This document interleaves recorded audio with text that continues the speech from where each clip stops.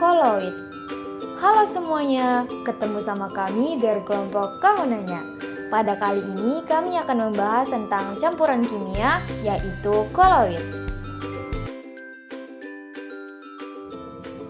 Kami akan mengajak teman-teman untuk mempelajari koloid, mengenai pengertian, jenis-jenis, sifat koloid, dan ciri-ciri koloid. Sebelum membahas lebih dalam mengenai koloid, kita bahas dulu tentang apa itu sistem dispersi. Sistem dispersi merupakan larutan atau campuran di zat yang berbeda maupun zat yang sama wujudnya. Zat dispersi ditandai dengan adanya zat terlarut atau fase terdispersi dan zat pelarut atau medium pendispersi. Sistem dispersi terbagi menjadi 3, yaitu larutan, koloid, dan suspensi. Perbedaan ketiganya apa sih? Mari kita bahas lebih lanjut. Larutan adalah sistem dispersi yang partikel-partikel zat terdispersi dan partikel medium pendispersinya tidak dapat dibedakan. Misalnya, larutan air gula. Air sebagai medium pendispersi dan gula sebagai partikel zat terdispersi. Ketika diaduk, kita tidak bisa membedakan kan yang mana air dan yang mana gula karena sudah tercampur. Larutan terjadi ketika partikel memiliki diameter berukuran di bawah 1 nanometer. Kecil banget kan? Lalu koloid. Dispersi koloid bila dilihat secara makroskopis akan terlihat homogen. Namun bila dilihat secara mikroskopis akan terlihat bahwa partikelnya heterogen atau berbeda. Diameter partikel terdispersi pada koloid antara 1 sampai 100 nanometer. Tanda koloid adalah larutannya selalu keruh, namun tidak ada pengendapan dalam larutan itu, sehingga tidak bisa disaring. Contohnya air susu. Lalu suspensi. Suspensi adalah sistem dispersi yang terdiri dari partikel-partikel terdispersi yang relatif besar dan tersebar merata di dalam medium pendispersinya. Contohnya, larutan air pasir. Setelah diaduk, kita akan melihat secara jelas perbedaan air dan pasir. Lama-lama kita bisa melihat jelas antara batas pasir dan air karena terjadinya pengendapan. Suspensi ini terjadi ketika partikel terdispersi memiliki ukuran di atas 100 nanometer. Halo guys, jadi di sini saya akan menjelaskan apa itu koloid. Koloid merupakan campuran 2 atau lebih zat tetapi tidak tergabung secara kimia. Koloid adalah jenis campuran khusus di mana partikel kecil dari satu zat tersebar melalui zat lain. Koloid dapat terdiri dari gas cair, cair-cair, padat cair, atau padat gas. Sifat terpenting dari sistem koloid adalah muatan permukaan partikel. Perlu diingat bahwa partikel adalah sekelompok atom atau molekul yang terikat. Cara pembuatan koloid. 1. Ada dispersi. Dispersi adalah cara pembuatan koloid dengan menghaluskan partikel suspensi menjadi partikel berukuran koloid. Kedua, ada kondensasi. Kondensasi adalah cara pembuatan koloid dengan mengumpulkan partikel larutan menjadi partikel berukuran koloid. Ada beberapa contoh koloid dalam kehidupan sehari-hari seperti saus, spons, dan susu. Nah, teman-teman, kita sudah mendengar pembahasan mengenai pengertian koloid dan sistem dispersi. Sekarang kita masuk dalam pembahasan jenis-jenis koloid. Jadi, pada sistem koloid terdapat 2 fase, yaitu fase terdispersi dan medium pendispersi. Bisa berwujud padat, cair, dan juga gas. Oleh karena itu, berdasarkan perbedaan antara fase terdispersi dan medium pendispersinya, sistem koloid dibagi menjadi 8, yaitu sol padat, sol, aerosol padat, aerosol, emulsi, emulsi padat, buih padat, dan juga buih. Untuk mengenal koloid lebih lanjut, kita bahas satu persatu ya. 1. Sol padat.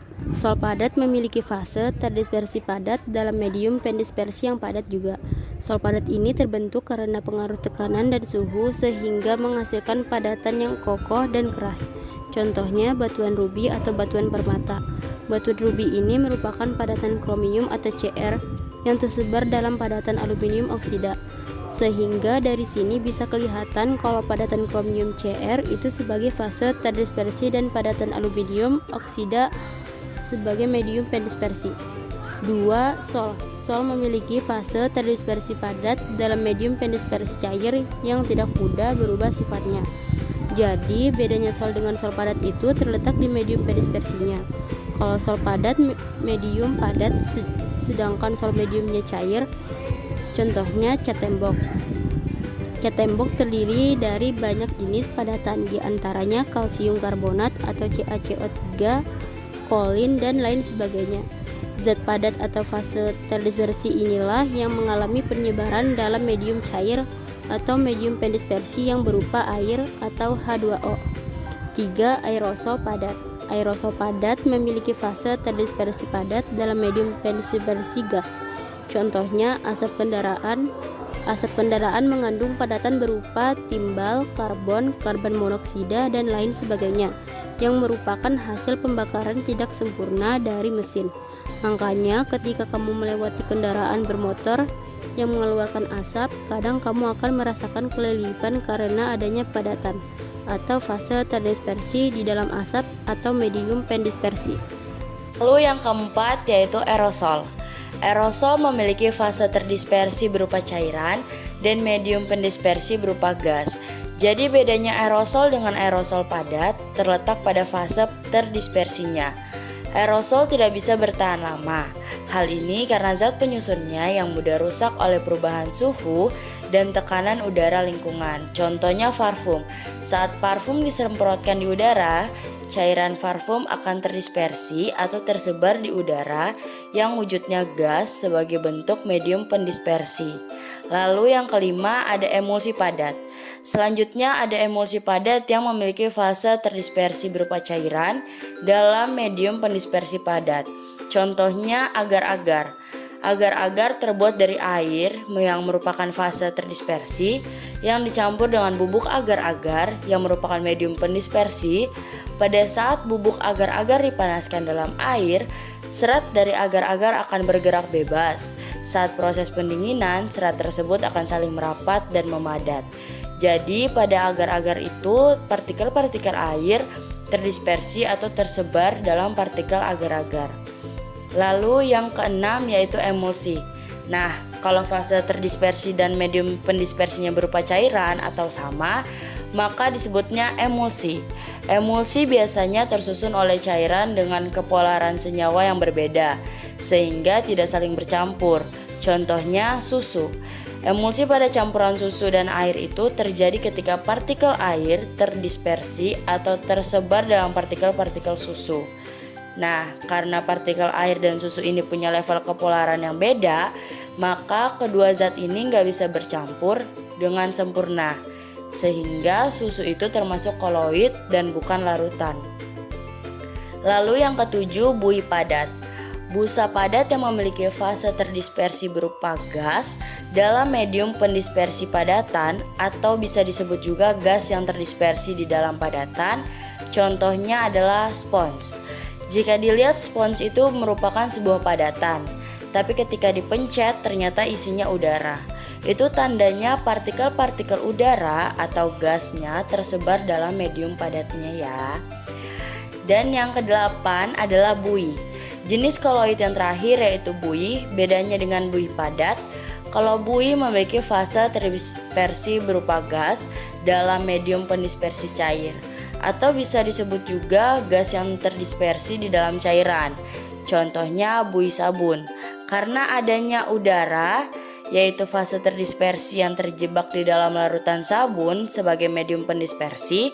Hal ini terjadi karena molekul sabun yang saling tarik-menarik membentuk jaring atau lapisan yang dapat menjebak udara sehingga membentuk gelembung-gelembung bening berisi udara.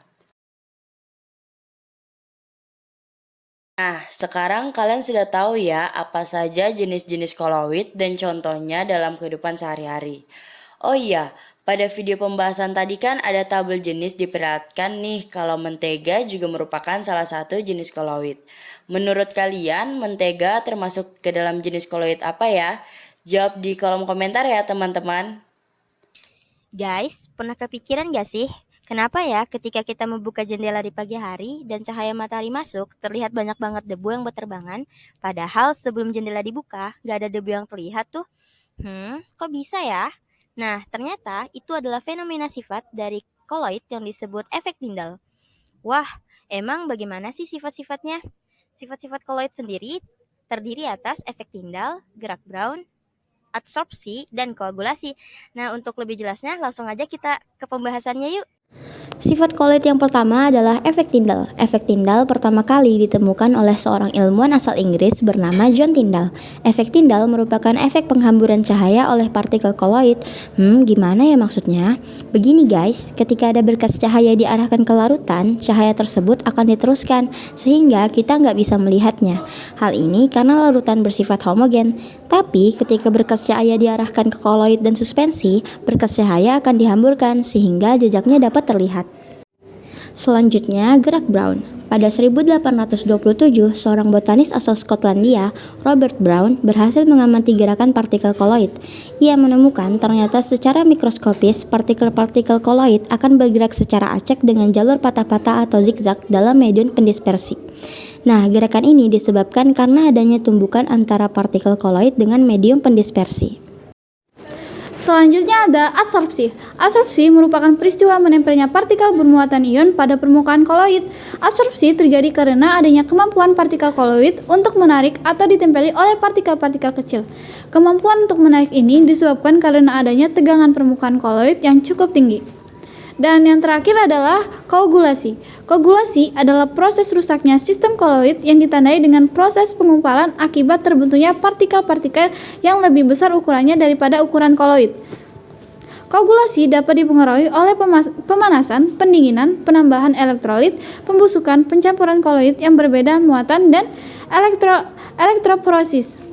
Contoh koagulasi koloid dalam kehidupan sehari-hari yaitu pada pengumpalan susu yang basi dan telur yang direbus hingga mengumpal atau mengeras bagian putih dan kuningnya. Oke guys, itulah beberapa sifat-sifat koloid yang bisa kamu ketahui. Ciri-ciri koloid. Di bawah ini terdapat beberapa ciri-ciri dari koloid, antara lain 1. Berbentuk heterogen karena sebagai larutan. 2. Mendapati dispersi elemen. Ketiga, koloid tidak dapat disaring walaupun berbentuk heterogen. Kondisi tersebut bisa kita amati pada air laut yang asin karena berisi garam. Namun, kita tidak bisa memisahkan antara air dan garam dengan menyaringnya. 4. Mempunyai takaran elemen kurang dari 1 nanometer. Untuk meneliti, kita membutuhkan mikroskop khusus. Yang kelima adalah sistem koloid menjadi tetap karena terdapat gaya tarik-menarik yang akhirnya menimbulkan berlangsungnya gabungan dan sedimentasi. Nah, sampai sini dahulu pembahasan mengenai koloid. Semoga melalui video ini teman-teman semua semakin mengenal dan mengerti mengenai koloid. Sekian dari kelompok kami dan sampai jumpa lagi. Bye-bye.